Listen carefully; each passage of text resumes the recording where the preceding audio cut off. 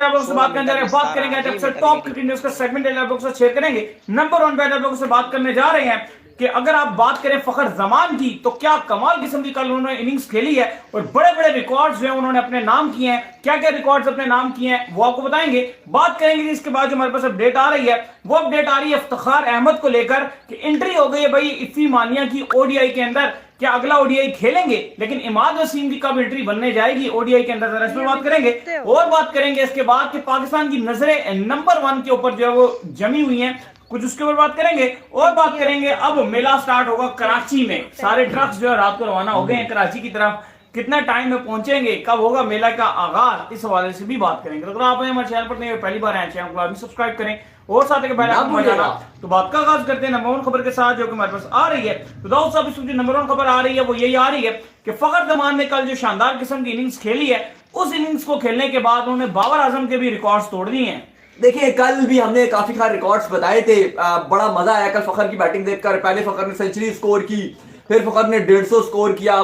काफी आज मैं मीम्स देख रहा था कि एक शख्स जिम्मेदार है जिसकी वजह से फखर जमान ने 200 नहीं किए, और उस शख्स का नाम है नसीम शाह। क्योंकि अगर नसीम शाह उतनी अच्छी बॉलिंग ना करते तो कहीं ना कहीं 30-35 रन शायद और भी पड़ जाते। अगर नसीम शाह भी बाकी बॉलर्स की तरह जैसे हारिस रऊफ या सादुल्लाह या बाकी नवाज वगैरह को मार पड़ लेती, अगर वो भी 25-30 रन और खा जाते 30-35, तो फखर शायद 200 भी कर देता। तो बड़ी मीम्स चल रही थी। खैर ये मजाक था, लेकिन फखर जमान ने जिस तरीके से बैटिंग की, 150 किया, आउटस्टैंडिंग। पाकिस्तान के 4 हाईएस्ट रन स्कोर्स में 3 इनके हैं। लेकिन जो कल बड़ी मजेदार चीज हुई है वो बाबर आजम का रिकॉर्ड तोड़ दिया। भाई बाबर आजम हमारे बेस्ट ओडीआई के प्लेयर हैं, हमारे नहीं, खैर वर्ल्ड के बेस्ट प्लेयर हैं।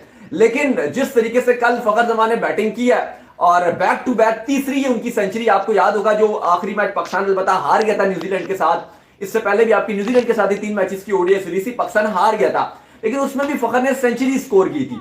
उसके बाद आपको पता है वो ग्लेन फिलिप्स ने क्या कमाल बैटिंग की थी, चेस कर गया था न्यूजीलैंड। फिर पहला मैच उसमें भी फखर की सेंचुरी, और फिर जो कल मैच खेला गया उसमें 180। तो 3 कंसेक्टिव सेंचुरियों के साथ साथ फखर जमान ने एक नया रिकॉर्ड तोड़ दिया और 3000 रन बनाने वाले बाबर आजम पाकिस्तान के फास्टेस्ट बल्लेबाज थे। पाकिस्तान के और एशिया के फास्टेस्ट बल्लेबाज का जो नाम था वो बाबर आजम थे। पाकिस्तान के और एशिया के फास्टेस्ट बल्लेबाज बाबर आजम थे, जिन्होंने विराट कोहली का भी, विविन रिचर्ड का भी रिकॉर्ड तोड़ दिया था बाबर ने। अब फखर ने अपने ही कप्तान बाबर का रिकॉर्ड तोड़ दिया। वो हुआ ये है कि 68 ओडीआई इनिंग्स में बाबर ने ये रिकॉर्ड अपने नाम किया था, और बाबर आजम वन मैन हमें नजर आ रहे थे। बड़ी तारीफें की जा रही थी बाबर आजम की जब उन्होंने ये रिकॉर्ड तोड़ा था। लेकिन फखरे पाकिस्तान ने अपने कप्तान का रिकॉर्ड तोड़ दिया। एक मैच कम उन्होंने लिया है ये 3000 रन बनाने के लिए। तो 67 इनिंग्स में फखर जमान ने भी ये कर दिया रिकॉर्ड। बटन देखें, फखर जमान की तो आपने बात की, मैं तो ये चाहता हूं कि आगे आने वाले 3 मैचेस जो खेले जाने हैं कराची के अंदर, क्या यूनिक हो जाए कि फखर जमान अगले भी 3 के अंदर को सेंचुरी मार दें। अगर जो अगला आपको कराची में, आपको पता है 3 दिन की छुट्टी है, कोई आप कल जैसे भी आपने बात किया कि ब्रॉडकास्टर्स भी सारे रवाना हो गए। ये 3 दिन इसलिए रखे गए हैं ताकि जो जितना ब्रॉडकास्टर्स का सामान है वो सारा शिफ्ट हो जाए। बहुत सारे ट्रक के जरिए सामान निकला था, 15-20 ट्रक थे बड़े बड़े जिनका सामान निकल रहा था। तो मैं और दाऊद जब रात को स्टेडियम से निकल रहे थे, हम ये डिस्कस कर रहे थे कि ये अब बाय रोड जा रहा है कराची, और कम से कम आप कह लें कि 2 दिन तो ले गए, 2 दिन लगेंगे। तो 2 दिन लगेंगे, एक दिन पहले पहुंच जाएंगे और पूरे एक दिन में जो सारा सेटल किया जाएगा। काफी सारी ब्रॉडकास्टिंग की टीमें, कराची के लोग भी थे और भी, लेकिन बड़ा एक्टिवली काम कर रहे थे। मैच जैसे ही खत्म हुआ एकदम ट्रक रेडी, बहुत तेज फौरन निकाला, क्योंकि वही बात है कि इसलिए 3 दिन की छुट्टी है। आज संडे, आज की छुट्टी, मंडे, ट्यूसडे, वेडनेसडे को मैच है। अब तो लाहौर से भी कहीं आगे पहुंच चुके होंगे, बल्कि अब तो पूरी चल रहे हैं। और वो ट्रक भी थोड़े बिल्कुल वो बड़े वाले ट्रक नहीं है, वो शेजोर वाले टाइप ट्रक है, तो बड़ा तेज भी बड़ा चलते हैं। तो खैर जो इंपॉर्टेंट बात है वो ये है कि अब कराची में मैच है। अगर फखर ने पहले मैच जो कराची का यानी कि 3rd ओडीआई है, अगर उसमें सेंचुरी मार दी तो एक नया रिकॉर्ड बन जाएगा। पहली बार ऐसा हो जाएगा कि 4 कंसेक्टिव सेंचुरी मारने वाले फखर खिलाड़ी 3 तो हो गई है ना, 3 हो गई हैं। 3 तो चले जहीर बॉबी की भी है, चले 3 तो जहीर अब्बास ने 1993 में मारी थी, सईद अनवर ने 1993 में मारी थी, बाबर आजम ने 2016 में अगेंस्ट वेस्ट इंडीज यूएई में मारी थी, फिर बॉबी ने 2022 में भी मारी ली 3 सेंचुरीज। तो फखरे पाकिस्तान ने अब 2023 में भी मारी हुई है। तो अभी ये उनके पास ये भी अपॉर्चुनिटी है। लेकिन अली वाकई कल जो पाकिस्तान ने चेस किया, मजा आया चेस पे, ठीक है। काफी लोग एक बात भी कर रहे हैं कि कराची में पाकिस्तान के लिए आसान इसलिए भी शायद ना हो क्योंकि पाकिस्तान की एक चीज लकी रही थी और वो टॉस था। बिल्कुल। क्योंकि पिंडी में ही ऐसा हो रहा था कि अगर आप टॉस जीत के बॉलिंग करो तो जितना भी रन हो वो चेज हो जाता है। लाइक एक ही न्यूजीलैंड ने भी यही किया था। एक दिन पहले जब हम स्टेडियम के अंदर मौजूद थे, बड़ा मैच वन साइड हो रहा था, तो हम दोनों वहीं बैठ के यही डिस्कस कर रहे थे कि भाई जो मैच है ना थोड़ा सा टफ होना चाहिए, थोड़ा सा मैच ऐसा लगे कि बॉल्स पीछे हैं, रन आगे है, कोई ऐसी सूरत हाल बने। तो कल बनी भी थी वही सूरत हाल। फखर खड़े पे अगर नहीं, ये नहीं आप कह सकते। आपको 95 बॉलों पे 120 रन चाहिए थे, तो फखर जमान के स्किल्स है ना। वही मैं कह रहा हूँ, फखर खड़ा रहना अगर फिर आप ये मैच फंसने की तो फिर वो फंसनी मैच फंसता। वो जगह मैं वो कल भी बात कर रहा था कि अगर 400 का भी टारगेट होता ना, 450 का भी होता, 500 भी, मैं इवन कह रहा हूं अगर कोई ऐसी विकेट हो, वैसे तो बड़ा ही रेयर होता है, लेकिन जैसे इंग्लैंड में अगर आप कभी खेलो 500 का भी टारगेट लगाओ, लेकिन फखर अगर पूरे 50 ओवर खेल जाए ना तो वो आपको पता है कि फखर वो मैच निकाल के देगा। शायद और कोई भी खिलाड़ी होता, मैं किसी भी खिलाड़ी की बात करूं पाकिस्तान में, और कोई भी होता वो 50 ओवर खेले, मुझे नहीं लगता कि वो आप 500 या 400 तो अब वो हम नजर भी आएगा कि हम मैच जीत रहे हैं। लेकिन फखर जो खिलाड़ी है ना, फखर, मैं फखर की खाली बात करूं, वो एक ऐसा खिलाड़ी है कि अब ये रियलिटी है कि 4 आपके टॉप स्कोरर जावेद मियांदाद, जहीर अब्बास की हिस्ट्री उठा लें और आज तक के जितने भी प्लेयर्स आए हुए हैं, टॉप 4 में से 3 हाईएस्ट फखर किए हैं। देखो चले हम तो दाऊद साहब इस चीज पे फिर बड़ा शुक्रगुजार भी हैं कि आपने T20 से तो उस बेचारे को ओपनिंग से हटा दिया। शुक्र है आपने ओडीआई के अंदर रंदा नहीं फेरा। ओडीआई के अंदर बिल्कुल थैंकफुल हैं, बहुत थैंकफुल हैं बाबर आजम के। और दूसरा अली अगर आप फखर की बात करो ना, देखो सेंचुरी बनाना बड़ा मुश्किल काम होता है, लेकिन अगर प्लेयर वो बना लेता है, ठीक है, बहुत बड़ा काम होता है, अचीवमेंट होती है, लेकिन 150 बनाना बहुत मुश्किल काम है, और 200 के करीब चले जाना ये तो खैर नामुमकिन सा काम होता है। देखो फखर वो बार बार एक ही काम कर रहा है। फखर जमान के अंदर जो एक चीज मैंने ग्राउंड से करीबी ऑब्जर्व की है ना, वो ये ऑब्जर्व की है, जब मैं पहले देखा करता था वो 100 बनाने के बाद थोड़ा फ्रस्ट्रेट हो जाते थे, फिर उल्टी सीधी शॉट्स मारते थे और अपनी विकेट थ्रो करते थे। कल उन्होंने अपनी विकेट थ्रो नहीं की। कल उनका एक कैच छूटा और वो उसी पे छूटा, वो 50-55 रन पर उनका कैच छूटा। उसके बाद उनका कैच शायद नहीं कोई उस तरह निकला, उस तरह फिर अपनी प्रॉपर वारी लगाई उन्होंने, वहां पर प्रॉपर खड़े होकर उन्होंने खेला, तो मजा आया। नहीं, फखर की एक और भी अच्छी बात यह कि वो उसके बाद भी मेच्योरिटी दिखाते हैं। तो फखर जैसे जो आप कह रहे हैं कि मैच कल फंसा, मैं वही बात करूं कि 400 भी होता तो फखर खड़े रहते तो मैं ना बोलता कि मैच फंस रहा है, क्योंकि 7, 7.5, 8 तक का भी रिक्वायर्ड चला जाए तो फखर के लिए तो बच्चों वाली बात है। वो तो 10-11 का भी रिक्वायर्ड पर ओवर में, तो भी हमें पता है कि फखर एक ओवर में 2-2, 3-3 बाउंड्रियां बड़ी बड़ी लगा सकता है, वो फिर भी कुछ नहीं। लेकिन कराची बिल्कुल सेम नहीं रहने वाला।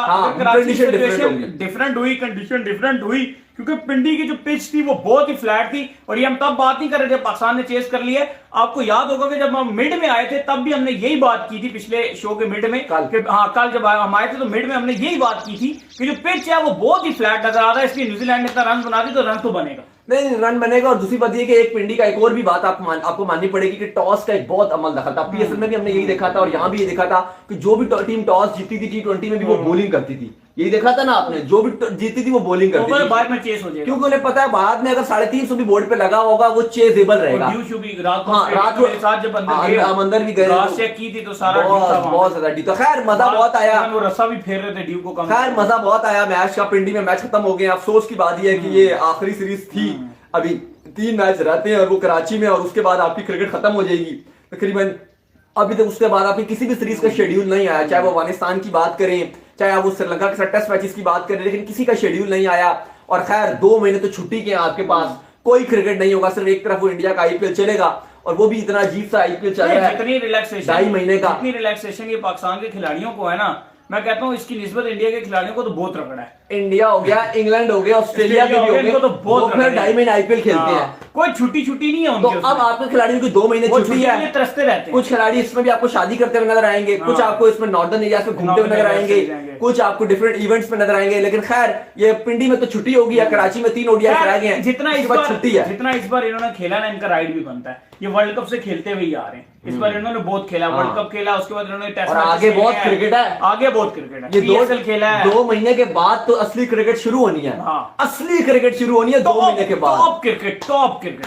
क्योंकि चलो श्रीलंका वाली सीरीज के बाद फिर या अफगानिस्तान की सीरीज बाद में रखी जाएगी, उसके बाद आपका एशिया का, फिर वर्ल्ड कप, फिर दौरा ऑस्ट्रेलिया। मतलब ये ऐसे सीरीज है ना कि अपनी टीम को बहुत कुछ करना है, क्योंकि इस पर प्रेशर भी होगा। और जाहिर है ठीक है, इस न्यूजीलैंड की टीम से अगर आप कंपैरिजन करें तो बहुत ज्यादा कॉम्पिटेटिव क्रिकेट है आगे। एशिया कप में आपको पता है वो आसान नहीं है, इस न्यूजीलैंड की टीम से ज्यादा टफ स्पिनर मिलेंगे, कंडीशंस टफ होने वाली हैं। फिर वर्ल्ड कप आप खेलोगे तो वहां पे तो टॉप टीम्स आएंगी, बहुत मुश्किल है, लेकिन ये एक तैयारी है सीरीज। अच्छा मुझे बताएं कि काफी लोग कह रहे भी रहे थे और मैं भी ये सोच रहा था कि बाबर आजम काफी फ्रस्ट्रेटेड होंगे, 2 मैचेस गुजरे हैं, रन बने हैं, लेकिन जाहिर है बाबर आजम के स्टैंडर्ड्स इतने हाई हैं, दोनों में ऑलमोस्ट 50 तो बने ही हैं, लेकिन बाबर आजम भी सोच रहे होंगे। और कल भी हमने देखा कि कैसे ग्राउंड में जाके कितना फ्रस्ट्रेटेड नजर आ रहे थे। शॉट भी खैर बाबर ने कल गलत मारा, लेकिन फ्रस्ट्रेटेड इसलिए नजर आ रहे होंगे कि बाबर के माइंड में होगा कि यार ये 2 में से फखर ने 2 सेंचुरियां मारी हैं, मेरी भी एक तो होनी चाहिए। क्यों? क्योंकि सेट हो गए थे बाबर आजम। अच्छा, बाबर आजम ने बैटिंग तो बहुत अच्छी की है। हल्का सा मुझे कह रहे हैं मोहम्मद उस्मान अली आपका क्लासिक प्लेयर अब्दुल्ला, देखो अब्दुल्ला शफीक रन्स करेगा, मोहम्मद उस्मान देखो एक बंदे की आप क्लास को ऐसे नहीं जज कर सकते कि वो। लेकिन मैं इस बात को आगे लेकर जाऊंगा नहीं, मैं एक मुझे थोड़ा सा इसमें बोलने दें। मेरा मानना ये अली कि अब्दुल्ला शफीक है ना, देखो अब्दुल्ला शफीक, मैं अब्दुल्ला शफीक को ओपनर ही देखना चाहता हूं। देखो अली जो क्लासिक प्लेयर होते हैं ना, जो क्लासिक प्लेयर होते हैं जैसे साइम अयूब हो गए, अब्दुल्ला शफीक हो गए, ये मिडिल ऑर्डर में नहीं समझ आ सकते आप। उसकी वजह बताता हूं। अब आपने सामने अगर आपका वो फील्डिंग खुल गई है, आपने कवर्स पे फील्डर लिया हुआ है, वो दरमियान जो फील्डर्स होते हैं उनकी खूबसूरती ये होती है कि वो गैप में बाउंड्री निकालते हैं। आपकी बात से 100% सेट होने के बाद फिर वो खेल सकते हैं। मैं आपकी बात से बिल्कुल डिसएग्री करता हूं। ओडीआई के अंदर कोई स्लॉट नहीं होती, ओडीआई के अंदर कोई 5 फील्डर बाहर खड़े हैं, आप क्या बात कर चौथे रहे में हैं? भी खेल सकता है।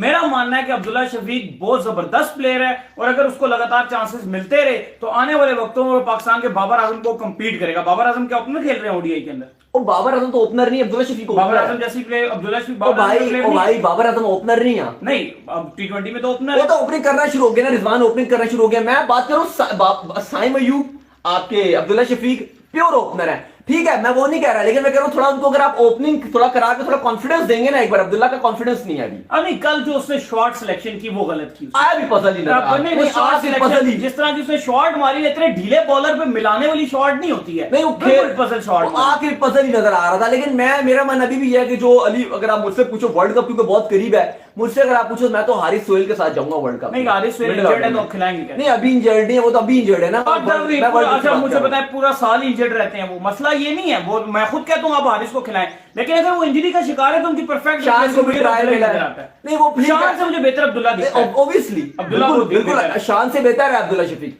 लेकिन अगर आप मेरे पास मुझे चॉइस देती दोनों या तीनों में से, तो मैं मिडिल ऑर्डर ही वाले को चांस दूंगा। और मुझे लगता है कि खब्बा एक अगर आता है हारिस सोहेल की सूरत में, ठीक है वो आप बात ठीक कर रहे हैं, फिटनेस मसाइल है, लेकिन अगर वो ठीक हो जाते हैं तो फिर ज्यादा अच्छा रहेगा। ये कह रहे हैं जी कि विकी जेम्स दाऊद का बस चले तो पूरे पाकिस्तान को ओपनर बना दे, ओपनर दे। नहीं देखो मसला ये है, अब अब्दुल्ला शफीक प्योरली है तो ओपनर ही। अब जाहिर ये बात ठीक है कि अब सारे ओपनर नहीं खेल सकते। अब वही तो बात है कि अब आपके इमाम और फखर ही बेस्ट ओपनर है इस समय आपके पास ओडीआई में। इमाम की एवरेज 50 की, फखर की तो अगर एवरेज की बात ही ना करें, वो जिस तरह खेल रहा है वो तो इस टाइम बेस्ट GOAT नजर आ रहा है। अगर आप एक पूरे साल की उसकी परफॉर्मेंस देख लें, लगातार 3 कंसेक्टिव सेंचुरीज है। लेकिन बात वो है कि अब्दुल्ला शफीक है तो ओपनर ही। अब इसलिए मैं बात कर रहा हूं कि अब ओडीआईस में अगर आपको एक मिडिल